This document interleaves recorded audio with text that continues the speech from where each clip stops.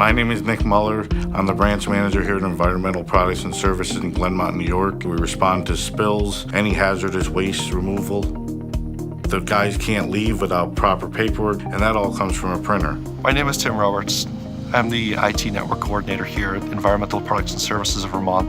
When we first deployed the printer, we actually gave almost no instruction on how to use it for most people, and we've actually had people walk up to it and almost intuitively understand how to use it. The menu that's on the main screen is pretty much points to what you need. In this office, sometimes space can be a premium. In this case, this printer being almost half the size of the other ones that we've had before, which, again, they only do black and white. This one does color and duplexing. It's great to have something that'll take up a lot less space, but still be functional. It's been very easy to use, very easy to set up and configure. I would definitely recommend the Canon WG7200. It's a printer you wouldn't hate.